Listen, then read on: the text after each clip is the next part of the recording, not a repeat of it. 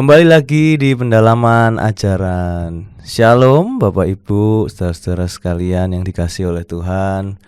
Puji nama Tuhan, kita boleh berjumpa kembali dalam program pendalaman ajaran kali ini. Dan tentunya saya nggak sendirian, hari ini bersama dengan Bu Naneng. Gimana kabarnya? Halo, shalom Penatua Samuel. Shalom Bapak Ibu, saudara-saudara semua sehat ya. Semoga Puji Tuhan, sehat. kita sudah betul. memasuki masa prapaskah ini ya. Makanya udah pakai baju ungu ini kan sudah ketahuan ini bau-bau. Warna liturgisnya sudah ungu. Sudah bulan-bulan segini mulai berasa ungu-ungu nih, udah waktunya prapaskah nih. Iya. Dan hari ini kita akan membicarakan sebuah tema, yaitu makin sering puasa makin dekat Tuhan gitu. Karena memang banyak juga ini teman-teman saya juga yang kalau pas lagi kepingin banget sesuatu itu, wah puasa berdoanya sampai puasa. Itu antara beneran mau puasa apa mau diet doang ya, nggak tahu itu ya. Tapi selalu itu yang dipakai tuh kalau pengen banget sesuatu tuh, bener-bener doanya nggak cuma doa doang tapi pakai puasa. Nah, seperti apa? Sebelum kita membahas lebih lanjut, kita berdoa terlebih dahulu. Mari kita berdoa. Tuhan Yesus, terima kasih untuk kesempatan kali ini kami boleh belajar kembali Tuhan, di mana kami mau belajar mengenai puasa Tuhan. Biarlah Engkau yang memimpin, Engkau yang memberikan kami hikmat juga Tuhan, agar apa yang kami bicarakan ini dapat menjadi berkat buat banyak orang. Terima kasih Tuhan, terima kasih. Di dalam nama Tuhan Yesus kami berdoa, amin. Nah, kalau ngomongin puasa itu sebenarnya ini kan orang tuh kalau di Indonesia lebih common dengan puasa itu kan teman-teman di Muslim gitu kan, yang memang ya karena majority, jadi puasa tuh udah melekat gitu kan sama mereka gitu kan. Nah, tapi sebenarnya tuh ada apa kayak base dasarnya puasa, mungkin background story-nya atau kayak gimana? Ya, memang hampir semua agama itu punya tradisi puasa. Oke. Jadi kalau di teman-teman kita Muslim itu malah ada hukumnya yang jelas gitu ya. Ada masa raya dengan aturan yang jelas gitu. Tapi sebenarnya puasa itu bukan hanya dilakukan oleh teman-teman yang Muslim ya. Sekali lagi hampir semua agama, termasuk dalam kekristenan itu juga ada tradisi puasa. Yuk kita melihat dulu ya arti kata puasa itu apa sih sebenarnya gitu ya. Jadi kalau puasa itu berasal dari kata Sanskerta, upa dan wasa. Jadi upa itu semacam prefix yang berarti dekat. Lalu wasa itu dekat bahasa Indonesia yang maha kuasa. Jadi upawasa atau yang kemudian dalam kata Indonesia disebut puasa sebenarnya adalah cara mendekatkan diri kepada Tuhan. Jadi saya mau dekat dengan yang maha kuasa gitu, dekat dengan Tuhan.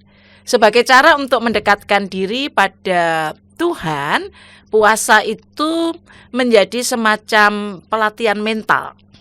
Ya, jadi bertujuan mengubah sikap mental, sikap spiritual gitu ya, dalam kejiwaan manusia. Jadi itu berarti berdasarkan pengertiannya ini, puasa tidak bertujuan pada dirinya sendiri. Jadi tidak untuk berdiet atau sekedar demi kesehatan, walaupun ada puasa yang untuk kesehatan, mau periksa lab puasa dulu gitu ya. Bukan itu gitu ya. Ini hanya sarana atau cara yang bertujuan lebih dari itu.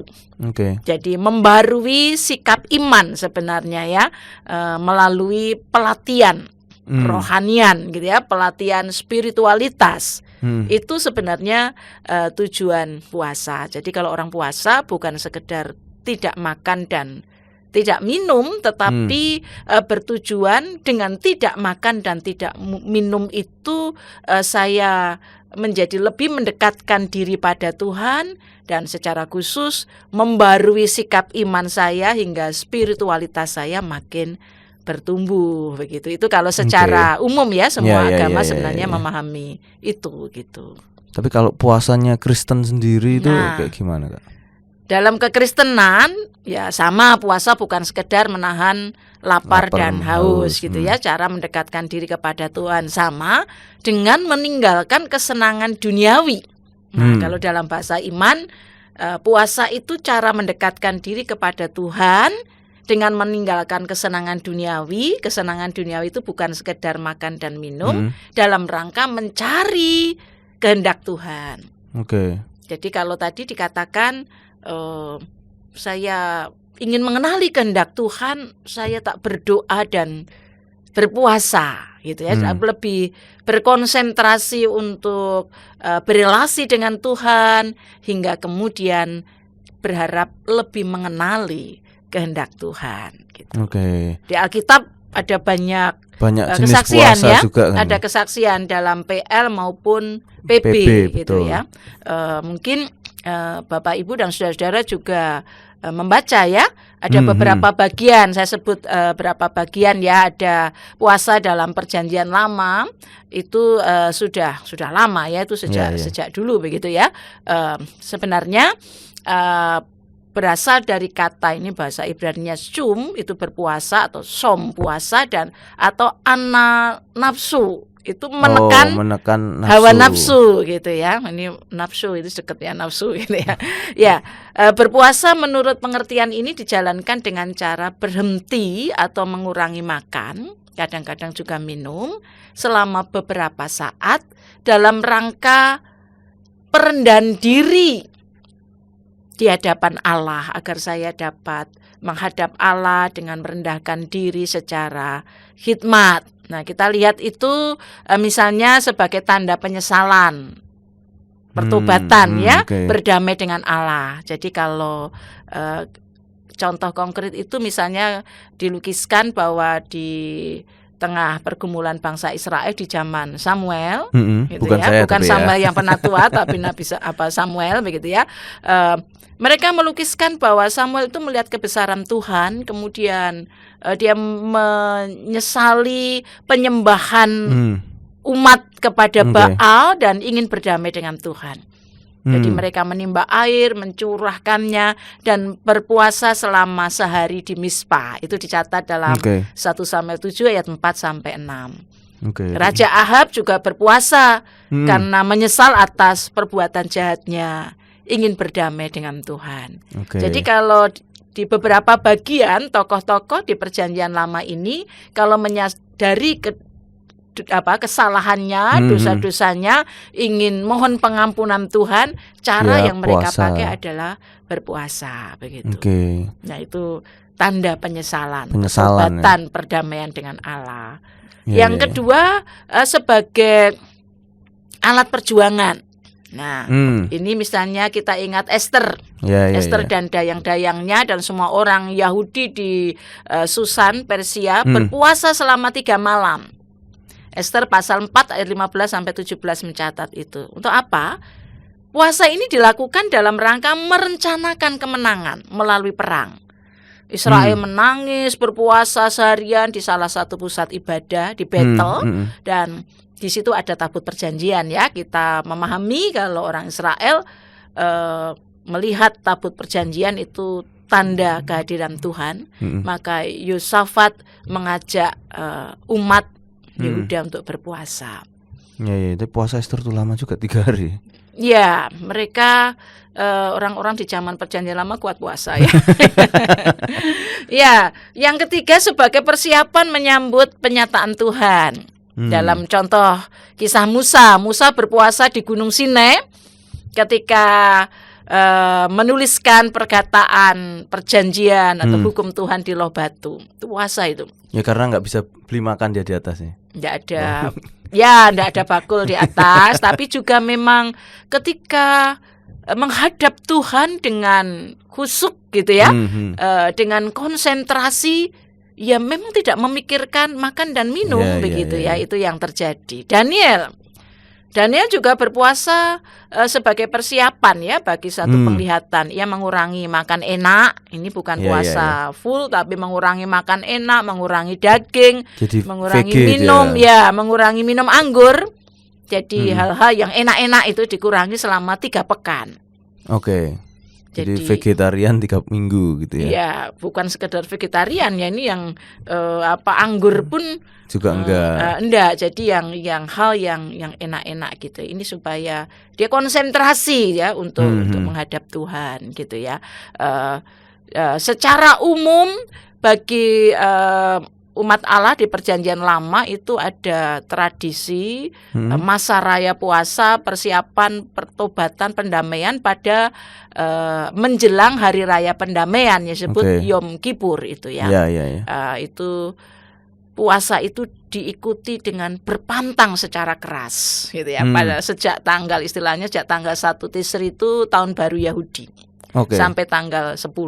Jadi 10 hari mereka berpantang dengan keras karena Yom Kippur itu hari pendamaian, umat harus bertobat untuk hidupnya didamaikan dengan Tuhan.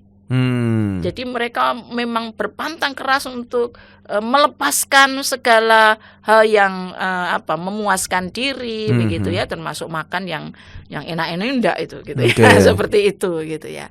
Ada satu lagi di Perjanjian Lama itu puasa untuk mengenang kejatuhan Yerusalem. Jadi kejatuhan Yerusalem ya, dan pemulihan atas Israel itu dalam Sakaria 7-8 kita bisa baca itu gitu ya.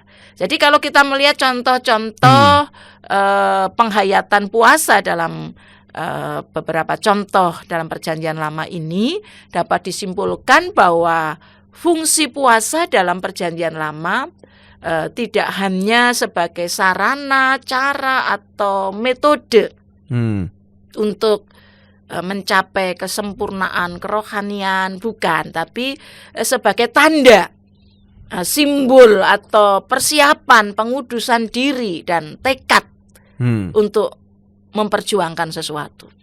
Jadi kalau dalam penghayatan Perjanjian Lama, Penatua Samuel dipilih untuk menjadi penatua sebelum pelantikan atau sebelum peneguhan jadi penatua itu ingin melayani dengan benar-benar puasa dulu. Jadi supaya connect dengan Tuhan itu lebih mengenali kehendak Tuhan itu menjadi lebih begitu. Itu kalau penghayatan Perjanjian Lama begitu gitu ya. Jadi calon-calon penatua bisa puasa ya. Supaya tidak jadi pelayannya sembarangan gitu ya, benar-benar mengenali. Itu kalau penghayatan Perjanjian Lama begitu gitu ya. Jadi bukan hanya satu periode tertentu atau satu masa raya tertentu di menyambut Yom Kippur atau hari raya pendamaian, tapi bisa sewaktu-waktu momen-momen yang bisa terjadi dalam hidup kita secara personal, kita bisa melakukannya. Puasa ya. Kalau di Perjanjian Baru apa berubah atau gimana? Kalau Perjanjian Baru tidak seperti dalam Perjanjian Lama yang ada banyak bentuk puasa begitu, tetapi lebih mengulas praktek berpuasa. How to-nya gitu. Jadi kalau dalam bahasa Yunani puasa itu nestio, itu tidak makan. Berarti minum. Tidak makan. Ya tidak makan ya dalam arti juga tidak minum begitu ya. Atau dari asistos atau asitia, itu arti yang kedua ini lebih menjelaskan puasa itu sebagai keadaan terpaksa tidak makan. Berarti Petra itu yang baru terpaksa nggak makan. Apa itu? Petra Asitia kan namanya. Asitia ya, jadi puasa gitu ya. Jadi puasa, memang memaksa diri lebih. Jadi memang lebih tepatnya memaksa diri gitu ya.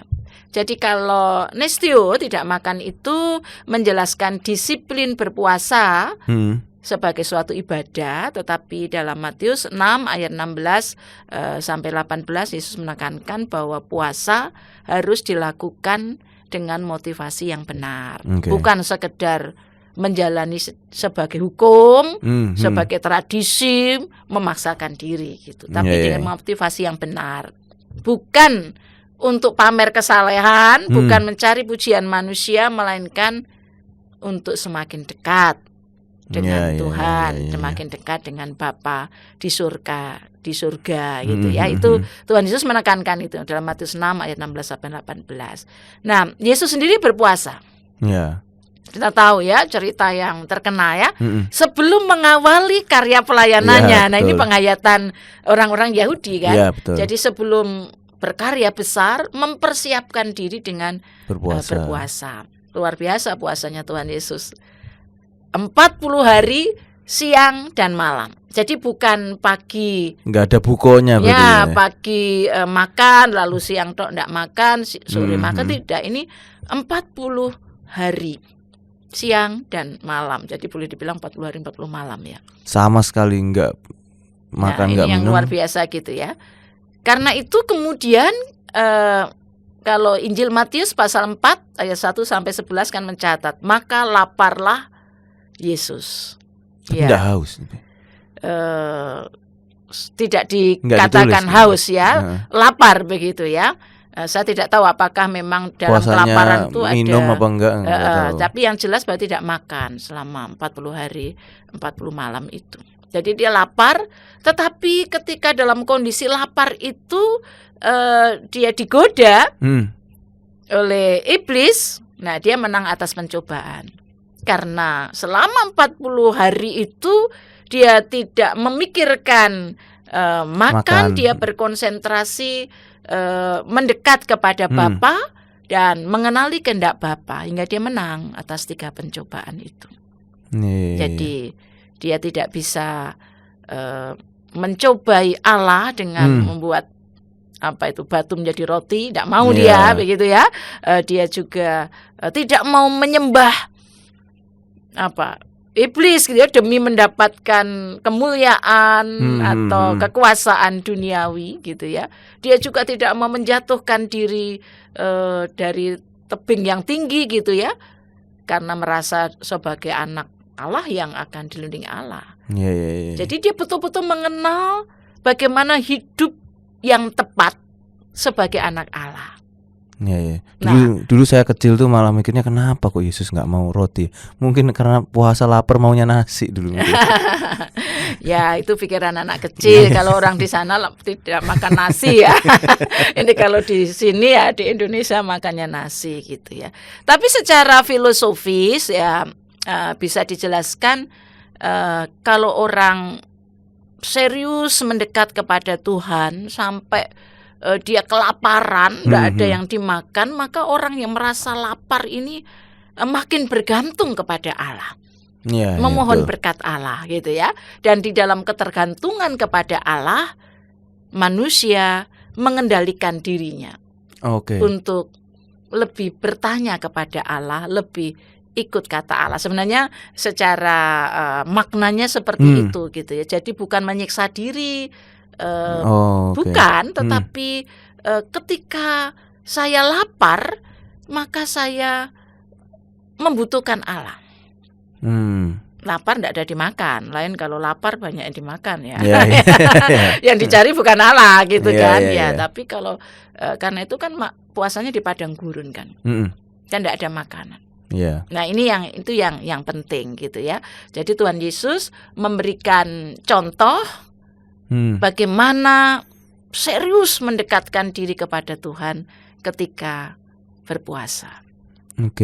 Jadi kalau tadi kita lihat kan manfaatnya pertama pasti jadi lebih dekat sama Tuhan. Dan juga tadi ketika orang yang lagi dekat sama Tuhan ini karena mengandalkan Tuhan jadi lebih bisa penguasaan diri gitu kan ya. Ya betul. Ada lain nggak, maksudnya manfaat lain dalam pertumbuhan rohani ketika kita melakukan puasa? Yang jelas lebih tajam mendengar suara Tuhan. Jadi menajamkan kepekaan rohani. Jadi ketika tubuh melemah karena lapar gitu, roh kita justru dikuatkan untuk lebih mendengar suara Tuhan. Padahal biasanya orang kalau lapar itu kan agak nggak tajam, dia susah diajak ngomong gitu. Lapar karena faktor lain ya, tapi kalau dia lapar karena memang sengaja menjalani puasa supaya tidak ribut ngurusi cari makanan, tetapi memang dia mau concern mendekatkan diri pada Tuhan, maka dia akan semakin tajam mendengar. Jadi di saat Tuhan. itu ya. Di saat itu ya itu makanya latihan kan itu. Latihan ya. untuk lebih concern lah. Lebih concern mendengar suara Tuhan. Tapi juga ketika kita puasa itu ada manfaat bagi pertumbuhan rohani, antara lain juga mengajarkan rasa syukur dan kepedulian. Jadi dengan merasakan kelaparan, kita lebih bersyukur atas berkat Tuhan. Berkat Tuhan itu berharga gitu. Lain kalau kita kenyang, punya banyak makanan, penatua Samuel lagi kenyang, habis makan dari resto, lalu saya tawari makan, enggak butuh makanan. Makanan berkat yang saya siapkan ini sebenarnya berarti, tapi tidak disyukuri karena tidak butuh gitu kan. Betul. Tapi kalau kita lapar, tidak ada dimakan, kita ditawari makan, aduh bersyukur banget. Ya. Dan dengan demikian kita lebih peduli terhadap orang yang berkekurangan.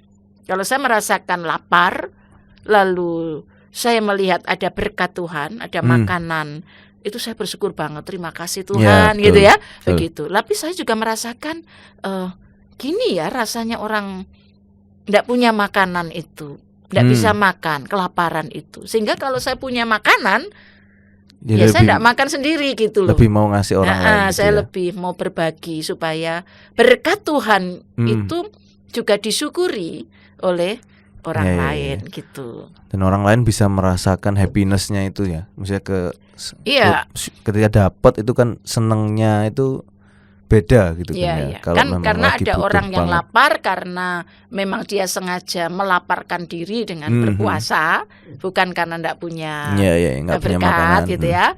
Tapi ada orang yang memang dipaksa oleh keadaan, tidak bisa makan karena memang tidak punya makanan gitu.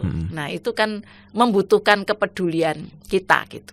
Oke, jadi itu yang bikin kayak kalau kita puasa tuh ya dengan kepedulian yang meningkat ya, jadi bisa kayak keinginan untuk membantu orang lain itu jadi terpancing untuk lebih tinggi gitu ya. Iya. Itu salah satu tujuan puasa ya, melatih kepekaan sosial kalau bahasa sekarang ya. Melatih solidaritas kita terhadap yang berkekurangan. Maka kalau dalam Perjanjian Lama itu puasa dikaitkan dengan kepedulian sosial, panggilan untuk mempraktekkan ya penyangkalan diri ini ya. Jadi dalam arti bahwa saya mengurangi apa yang mengenyangkan saya dalam rangka supaya saya berkonsentrasi untuk berbagi, peduli, solider kepada mereka yang berkekurangan. Tapi dalam zaman Perjanjian Lama itu kalau kita membaca misalnya dalam Yesaya, tidak semua orang yang berpuasa itu mengarah ke situ gitu. Jadi umat Tuhan pada waktu itu sebagian ya, tentu tidak semua ya, sebagian besar itu berpuasanya lebih menjalani sebagai tradisi. Ini hukum yang saya harus ikuti. Jadi titik poin bahwa dengan berpuasa ini saya bukan hanya tidak makan, tapi dengan tidak makan saya bisa berbagi. Itu tidak dihayati. Karena itu kalau kita baca misalnya dalam Yesaya ya 58 ya ayat 3 dan 4 gitu ya. Umat protes gitu ya. Karena mereka mengalami penderitaan. Mengapa kami berpuasa dan engkau tidak memperhatikannya juga? Protes pada Tuhan kan, mereka menderita kan. Mengapa kami merendahkan diri dan engkau tidak mengindahkannya juga? Mereka merasa Tuhan ini menghukum, padahal kami ini sudah berpuasa begitu. Tapi apa jawab Tuhan? Ya, sesungguhnya pada hari puasamu engkau masih tetap mengurus urusanmu dan kamu mendesak-desak semua buruhmu. Sesungguhnya kamu berpuasa sambil berbantah dan berkelahi serta memukul dengan tinju dengan tidak semena-mena. Dengan caramu berpuasa seperti sekarang ini, suaramu tidak akan didengar di tempat tinggi. Oke, jadi kalau caranya pun salah dan dia tidak care sama orang lain ya percuma puasanya gitu ya. Ya, ini yang mau ditekankan kan bukan sekedar menahan lapar dan haus. Tapi sebenarnya juga kita menumbuhkan gitu ya, iman kita, termasuk kita makin mengenali kehendak Tuhan, termasuk bagaimana belajar makin merendahkan diri, mewujudkan keadilan gitu. Jadi kalau saya bilang puasa lalu lihat orang lain yang berkekurangan, saya minta mereka menghargai saya. Misalnya mereka pada hari puasa itu bekerja gitu ya, misalnya bekerja pada saya begitu ya, saya tetap tidak menghargai dia ya, saya menindas dia pada saya berpuasa. Ya itu enggak sinkron gitu. Karena puasa bukan sekedar menahan lapar, tapi juga kita mengendalikan hawa nafsu ya, mengendalikan hal-hal yang tidak pantas dilakukan oleh orang beriman. Nah, kan mencari kehendak Tuhan begitu kan, mengetahui kehendak Tuhan. Nah karena itu berpuasa itu, kalau Yesaya mengingatkan untuk membuka belenggu-belenggu kelaliman, melepaskan tali-taliku, memerdekakan orang teraniaya, memberikan rotimu kepada yang lapar. Itu Yesaya jelas gitu ya. Memberikan petunjuk kepada umat gitu ya. Karena mereka pikir mereka menderita ini dihukum Tuhan, berpuasa gitu. Tapi kok Tuhan tidak dengar, kami tetap menderita, tetap terbuang gitu kan. Mereka nggak lihat core-nya masalahnya di mana gitu jadi karena mereka pikir ya puasa itu mungkin sebagai cara untuk menyuap Tuhan. Betul. Padahal tidak seperti itu yang diinginkan oleh Tuhan gitu ya. Jadi kita bisa menarik kesimpulan bahwa sebenarnya puasa juga bukan sekedar memenuhi hukum agama. Jadi lebih dari itu adalah kesediaan. Yang penting ini saya berpuasa itu dalam rangka saya bertobat, merendahkan diri gitu ya, mendekatkan diri dengan Tuhan dan kehendak-Nya, sehingga apa yang Tuhan kehendaki itu yang saya lakukan. Kalau Tuhan menghendaki saya mewujudkan bersikap adil, ya saya harus bersikap adil gitu. Kalau Tuhan menghendaki saya mengampuni gitu ya, orang yang menyakiti hati saya, jangan sampai saya berpuasa sudah dibelani lapar, tapi saya tetap hati saya penuh dengan kemarahan, dendam. Ya itu enggak sinkron gitu ya. Jadi mendekatkan diri pada Tuhan, mengenali kehendak-Nya, hingga hidup kita ini ya dalam relasi dengan sesama juga dalam kondisi yang damai, dalam kondisi yang baik, dalam solidaritas dan sebagainya. Jadi kompleks ya sebenarnya ya. Jadi bukan jadi alat, maksudnya kayak oh ya udah kalau aku pas pengen ini tak puasa gitu ya. Bukan sesimpel itu gitu ya. Kadang-kadang dalam percakapan sehari-hari kita memang mendengar orang bertanya, aku lagi punya misalnya mau apa ya? Ini kalau anak-anak muda ya, pengen dapat pacar. Lalu orang tuanya bilang, kamu puasa puasa supaya kamu segera dapat pacar. Nah kalau itu puasa dalam arti ya berdoa. Nah puasanya apa gitu ya? Kalau dia puasa dalam arti dia tidak makan, tidak minum, lalu memperbanyak waktu untuk berdoa, mengenali kehendak Tuhan atas hidupnya, atas masa depannya, it's okay gitu. Tapi tidak bisa dipahami bahwa saya puasa, kalau saya puasa Tuhan kasih saya pasti jodoh. Pasti kasih gitu ya. Nah itu puasa untuk menyuap Tuhan gitu.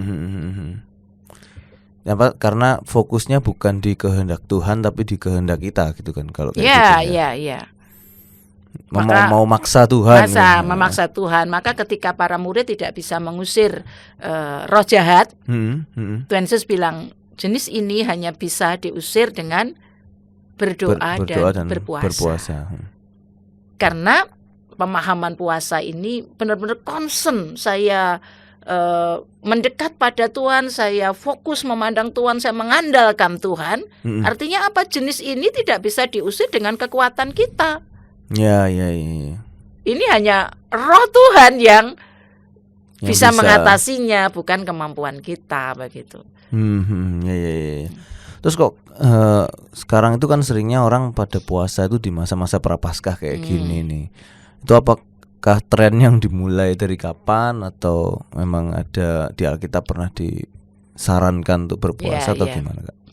Ya memang dulu zaman dulu saya kecil di GKI belum ada ini panggilan untuk berpuasa pada masa Prapaskah. Kalau sekarang banyak ya begitu ya. Ya, sebenarnya gini, kita menghayati dulu pada masa Prapaskah, kita sebagai murid-murid Kristus itu diarahkan pandangan kita, hati kita, pikiran kita, iman kita gitu ya, untuk berpusat pada kematian dan kebangkitan Kristus. Jadi kan inti berita iman Kristen itu kematian dan kebangkitan Kristus. Dan masa Prapaskah adalah masa pertobatan untuk menyongsong perayaan Paskah gitu ya. Kita menghayati jalan penderitaan ketika Kristus menuju salib sampai dibangkitkan. Nah, karena itu umat diajak menyatakan pertobatan, menghayati jalan derita gitu ya. Dalam istilah biasanya orang Kristen, kita bersama Kristus melewati jalan penderitaan, via dolorosa gitu ya, dengan menyangkal diri selama 40 hari. Nah, ini dalam rangka sebenarnya kita lebih fokus, lebih benar-benar menghayati jalan salib gitu ya, sampai kebangkitan Kristus. Jadi dalam tradisi gereja sekaligus umat di sini diajak mengenali kehendak Tuhan, cinta kasih Tuhan, pengorbanan Tuhan gitu. Makanya puasanya juga diarahkan juga berkorban gitu kan. Bukan hanya mengurangi tapi juga memberi gitu kan. Berkorban karena Kristus kan melewati jalan yang sulit itu dalam rangka mengekspresikan cinta kasihnya sampai berkorban begitu. Nah, dalam tradisi di gereja, puasa selama masa Prapaskah intinya adalah bentuk persiapan menyambut Paskah. Jadi merenungkan penderitaan pengorbanan Yesus, ya kita meningkatkan pertobatan, memperdalam atau makin concern, memperbanyak waktu untuk doa ya, untuk ibadah, dan juga tentu meningkatkan solidaritas pada sesama. Kalau puasanya dengan mengurangi makan atau minum atau mengurangi hal-hal yang membutuhkan biaya banyak untuk menyenangkan hati, kalau puasa berarti itu harus kita berikan kepada mereka yang kekurangan. Jadi budgetnya itu dialihkan supaya berbagi gitu ya. Nah, gereja sebenarnya melakukan itu sudah lama. Di abad kedua itu ada praktek puasa pendek ya. Itu belum berformat 40 hari. Lalu kenapa 40 hari? 40 hari memang menghitungnya sebenarnya puasa Tuhan Yesus 40 hari itu menjadi patokan, lalu dihitung mundur dari kebangkitan sampai mulai Rabu Abu ya sebenarnya mulai Rabu Abu. Lalu abad keempat dalam Konsili Nisea tahun 325 Masehi, Konsili Nisea mengakui puasa Prapaskah sebagai praktek gereja yang universal, berlangsung untuk semua, dan menetapkan 40 hari sebelum Paskah, mengikuti teladan Yesus puasa 40 hari di padang gurun.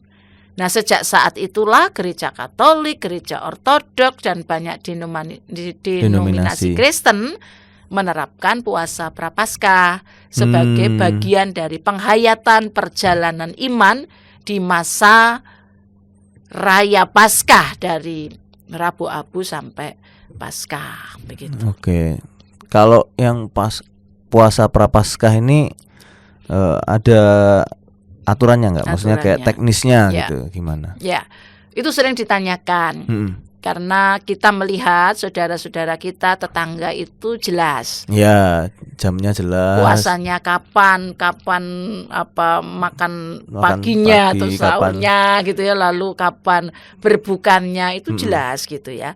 Maka orang bertanya, kalau puasanya orang Kristen itu bagaimana caranya? Apakah begitu dengan jam-jam begitu atau bagaimana? Apalagi nanti bareng ini. Oh ya, ini bareng ya, ini bulan Maret ini ya. Jadi sebenarnya pelaksanaan puasa Prapaskah itu bisa berbeda, tergantung tradisi gerejanya. Tapi secara umum ada dua jenis yang disebut puasa dan disebut pantang. Jadi puasa itu dilakukan dengan mengurangi jumlah makan, misalnya hanya makan sekali kenyang, gitu ya, atau dia tidak makan siang, gitu ya, makan pagi sedikit, gitu ya, lalu makan malamnya sedikit, bisa begitu. Itu puasa. Memang dia tidak makan, ada waktu yang biasanya dia makan, dia tidak makan begitu. Tapi kalau pantang itu menahan diri dari hal tertentu. Saya makan, tapi misalnya pantang daging. Jadi saya tidak makan nasi empal. Saya makan nasi urap-urap saja. Nah, itu pantang gitu kan. Jadi pantang makan makanan enak. Itu kayak Daniel tadi ya, pantang. Jadi kalau biasanya saya makan steak atau apa, ya hari ini saya makannya betul. Ya, jadi yang makanan-makanan enak yang menyenangkan saya itu saya tinggalkan. Tapi kalau zaman sekarang kan bukan hanya makanan yang menyenangkan diri kita ya, yang kita mengeluarkan biaya dan itu menjadi bagian dari konsumsi kita. Konsumsi kita kalau zaman ini kan bukannya makan. Antara lain hiburan, nonton film di bioskop atau pulsa, YouTube. Media sosial yang menghabiskan banyak pulsa kita gitu ya, atau pantang melakukan hal-hal lain yang sebenarnya kita mesti berjuang menghentikan itu karena itu dilarang oleh Tuhan. Misalnya ada satu kita terjatuh dalam dosa tertentu misalnya ya kalau berpikir buruk atau berpikir pornografi misalnya begitu ya, kecanduan masturbasi. Nah, itu pantang. Nah, itu latihan sebenarnya. Pantang itu lebih bahasanya penyangkalan diri. Kita berlatih menghentikan itu. Ketika kita mau pengen stop, bilangnya selalu alasannya susah. Ini jadi ini momen yang ini momennya ini. Jadi ini momen memulai. Jadi ini latihan penyangkalan diri. Jadi memang tidak ada batasannya, mau pantang apa saja ya, nanti pikirkan sendiri gitu. Siapa tahu mau berhenti ngerokok bisa dimulai sekarang misal gitu kan. Jadi ini momen yang berharga gitu ya, ketika saya mengikuti jalan salib, memandang Kristus yang telah berkorban kepada saya, begitu rupa mengorbankan diri sampai mengorbankan nyawa. Mosok sih saya tidak mau berkorban, mengendalikan diri. Mosok sih saya tetap hidup semau gue. Kan harusnya saya lebih prihatin seperti itu ya. Jadi di dalam Alkitab sendiri sebenarnya puasa tidak selalu berhubungan dengan tidak makan. Ada cara-cara lain untuk berpuasa gitu ya. Jadi apapun yang dapat kita tinggalkan untuk sementara demi memusatkan perhatian kita pada Tuhan dengan cara yang lebih baik dapat dianggap sebagai puasa. Gitu ya. Ini yang kita coba lakukan di minggu-minggu Prapaskah gitu ya. Jadi kita lebih, bahasa sederhananya kita mengurangi keinginan duniawi supaya kita lebih berpusat untuk melakukan apa yang Tuhan inginkan, mengalihkan mata kita dari hal duniawi yang memuaskan kita agar kita dapat memusatkan diri pada Kristus yang telah mengasihi dan berkorban untuk kita. Sebagai bentuk penyangkalan diri kita gitu ya. Jadi bayangkan kalau kita melakukan itu pasti kerohanian kita bertumbuh, bukannya kerohanian kita tapi spiritualitas kita akan bertumbuh kan, karakter kita akan menjadi lebih baik, relasi kita dengan orang lain juga akan menjadi lebih baik begitu. Dan tapi yang pasti kan harus sukarela juga ya, bukan karena waktu Prapaskah. Ini penting gitu ya, karena memang itu adalah panggilan yang perlu kita lakukan dengan tulus ikhlas, bukan terpaksa. Nanti kalau saya tidak melakukan itu Tuhan marah. Ya kan? Ini bukan hukum yang kalau saya tidak melakukan itu dosa besar yang akan dapat hukuman sama Tuhan.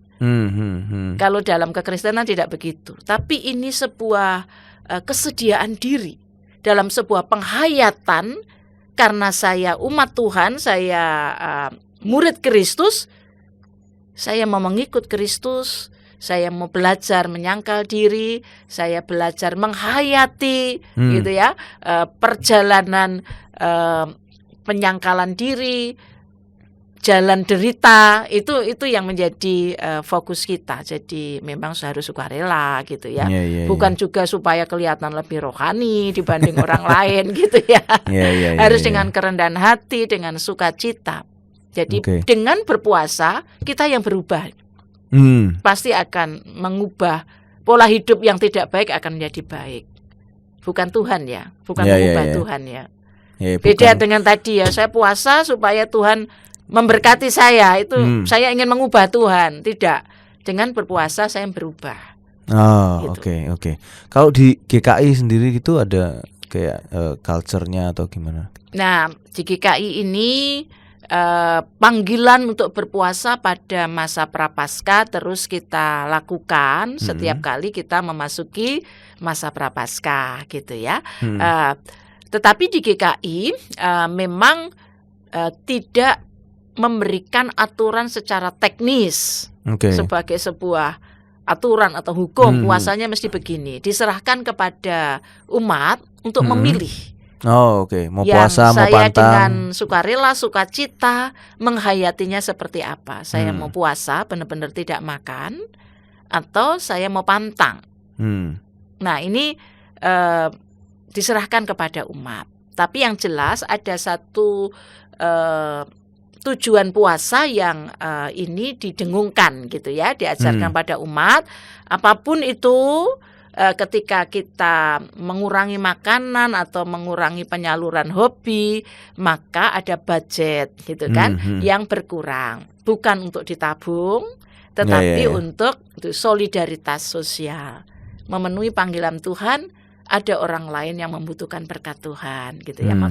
Maka kemudian ada persembahan penyangkalan diri ya, apa perlu amplop bentuk kotak celengan gitu ya, masih ingat dulu mengumpulkan celengan gitu ya, yang dipersembahkannya pada hari Paskah. Tuhan Yesus bangkit, kita bersyukur kita telah mengikuti perjalanan pelatihan spiritual ini, dan kita menyambut kebangkitan Yesus dengan mempersembahkan uang penyangkalan diri itu gitu ya. Oke. Ini penting ya, karena sering orang itu bertanya pada hal teknis ketika memasuki masa prapaskah. Ada yang seringkali pertanyaan yang saya dengarkan itu mulainya jam berapa?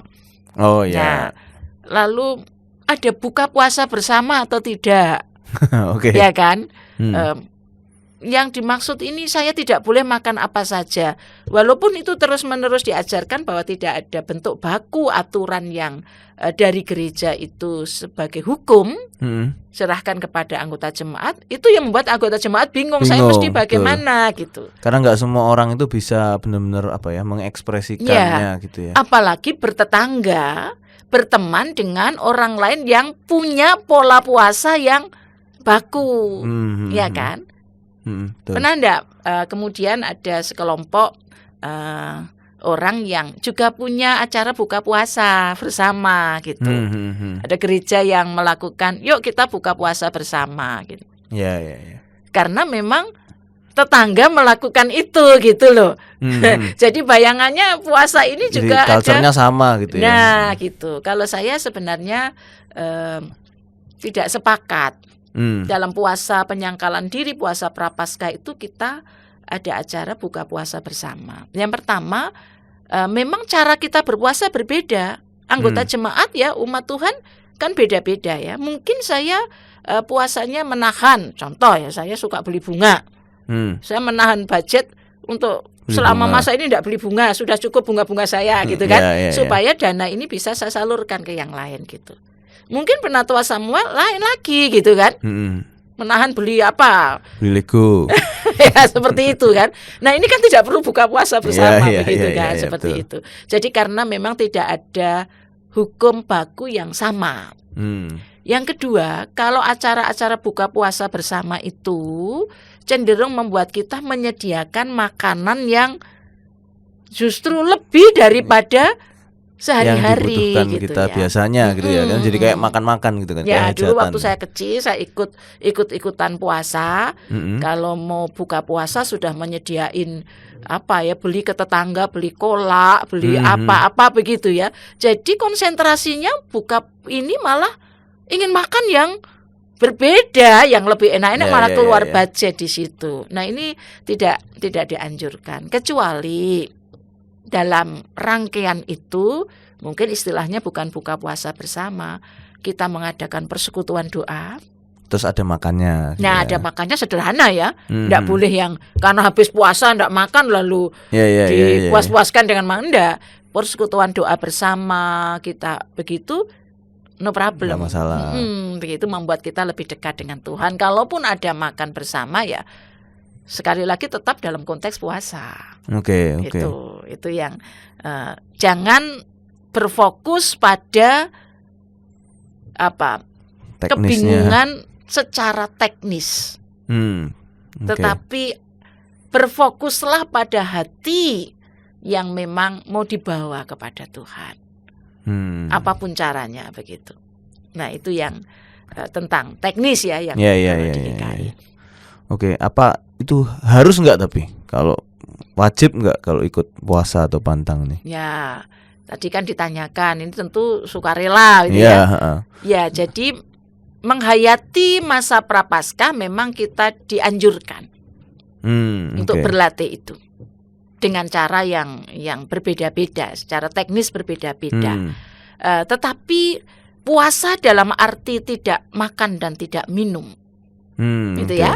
Jadi tidak menikmati berkat dalam bentuk makanan dan minum ini bukan satu-satunya cara menghayati masa prapaskah. Itu salah satu saja yang dianjurkan untuk latihan penyangkalan diri dalam perjalanan mengikut Kristus. Jika dilakukan harus dilakukan dengan motivasi yang benar, dengan sikap yang benar gitu ya. Tapi ada cara lain gitu ya. Untuk penghayatan masa prapaskah ini misalnya dengan meningkatkan doa, membaca firman Tuhan gitu ya, lebih tenang gitu, jangan buru-buru, lebih sediakan waktu dan lebih peduli pada orang lain gitu ya. Saya tetap makan tapi memang saya mengurangi, kalau misalnya saya beli sekali konsumsi 15.000, saya beli 10.000 aja. Kan bisa kan, atau saya beli 12.000 aja, enggak apa-apa begitu ya. Dalam rangka saya tidak menunggu kaya untuk bisa berbagi. Untuk bisa berbagi begitu. Juga yaitu tadi yang penyangkalan diri dalam arti melepaskan kebiasaan buruk supaya lebih dekat pada Tuhan. Itu menurut saya yang jauh lebih penting begitu ya. Daripada mau puasa yang kayak sekedar gimana puasa gitu. Ingat ya, ada yang pernah bilang gini, bersyukur saya telah melewati masa prapaskah berpuasa 40 hari. Ada buahnya. Apa itu buahnya? Saya menjadi lebih langsing. Ya tentu kalau kurang makan menjadi lebih langsing, tapi bukan itu poinnya gitu. Ini beda dengan puasa diet gitu ya. Terus lebih langsing, apakah lebih peduli? Nah itu yang harus kita tanyakan pada diri sendiri. Iya, karena ya dari tadi kita ngomongin kan puasa itu bukan cuma sekedar kita menahan lapar saja, tapi bagaimana kita mendekatkan diri kepada Tuhan dan juga meningkatkan kepedulian dengan sesama itu. Kalau sampai ada key point yang hilang, ya sebenarnya jadi kayak maknanya jadi diet aja gitu kan. Gitu. Hati-hati karena ada contoh-contoh puasa di sekitar kita yang sebenarnya bukan tradisi kita gitu loh. Itu jangan sampai mempengaruhi kita gitu ya. Jangan sampai puasanya ya syarat aja gitu ya. Ya pokok nggak makan, nggak minum ya udah, perkara yang lain-lain terserah. Karena kan banyak juga yang kayak gitu ya. Kayak yang tadi di ayat tadi kan bangsa Israel juga melakukannya kayak gitu kan. Terus malah ya sama aja, bukan sesuatu yang Tuhan suka gitu pada akhirnya gitu ya. Dan kalau kita sampai terjebak sama ritualnya aja, ya sama aja, kita cuma lapar doang, tapi kita pun selama puasa ya nggak berdoa, cuma nggak mendekatkan diri sama Tuhan, ya buat apa juga akhirnya, jadi ada percuma juga gitu kan ya. Jadi tujuan utama puasa untuk meningkatkan spiritualitas kita itu tidak tercapai. Kalau sekedar ritual ya. Kalau sekedar ritual memenuhi hukum atau ikut-ikutan itu tidak tercapai. Salah satu yang penting yang harus kita tanyakan adalah ketika kita berpuasa, apakah saya berpuasa dengan motivasi yang benar? Bukan sekedar ikut-ikutan. Apakah saya bisa menjalani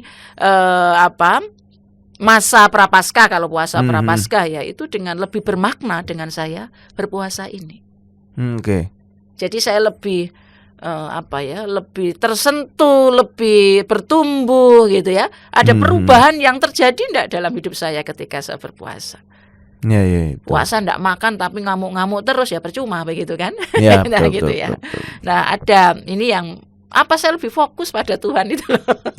Itu yang penting itu gitu ya. Jadi dan membuat saya menjadi lebih murah hati, menjadi lebih sukacita, rela berkorban. Nah itu menjadi tolok ukur kalau kita mengevaluasi puasaku ini wis bener apa belum enggak, gitu sudah benar atau belum. Jadi jatuhnya malah lebih ke refleksi diri kita juga gitu kali betul, ya. Betul. Jadi kalau kita mengikuti anjuran puasa masa prapaskah ini, maka setelah Paskah gambarannya kita menjadi pribadi yang lebih baik. Lebih dekat Tuhan, lebih dekat sesama gitu ya, lebih cinta Tuhan, lebih peduli pada sesama. Seperti itu. Jadi tolok ukurnya bukan saya menjadi lebih langsing gitu ya. Tapi saya menjadi lebih berguna, lebih bertumbuh seperti itu. Oke. Ini dari tadi kan kita harusnya sih sudah ngelontok banget nih ya tentang mau berpuasa ya. Semoga Bapak Ibu yang mau mencoba memulai benar-benar jangan sampai dengan alasan atau motivasi yang kurang tepat gitu ya. Jadi cobalah benar-benar menghayati puasanya dan tujuannya bukan cuma mencari efek sampingnya yaitu dietnya tadi, bisa jadi langsing gitu ya.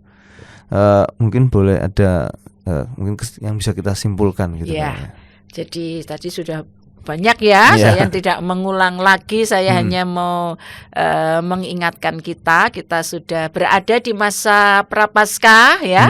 Selamat memasuki atau menghayati masa prapaskah. Kalau Bapak Ibu dan saudara-saudara bersedia untuk berpuasa silakan. Mau berpantang silakan gitu, tapi kita jalani semua itu dengan serius ya, dengan motivasi yang benar. Nah, ada kalimat penutupnya begini.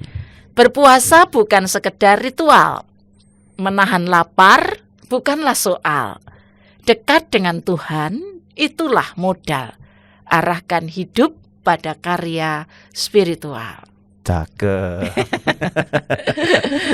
Semoga menolong kita untuk lebih menghayati masa prapaskah ini ya. Dengan belajar berpuasa. Siap. Mungkin bisa ditutup. Kita berdoa ya. Oke. Bapa Surgawi, terima kasih Engkau memberikan kami kesempatan untuk merayakan, menghayati masa prapaskah. Kiranya Engkau menolong kami untuk menjalani hari-hari di masa prapaskah ini dengan benar. Kami memusatkan hati pikiran kami pada karya penderitaan Kristus, karya pengorbanan Kristus hingga kebangkitan di hari Paskah. Biarlah kami menjadi murid-murid Kristus yang terus berlatih, bertumbuh menjadi makin serupa Kristus, makin menyerupai karya kasih Kristus, makin peduli pada penderitaan orang lain, dan tentu makin mencintai Tuhan dan sesama dengan sepenuh hati. Tolonglah kami agar kami terus bersedia dengan tulus sukarela berlatih menyangkal diri, berpantang atau berpuasa sesuai kondisi kami.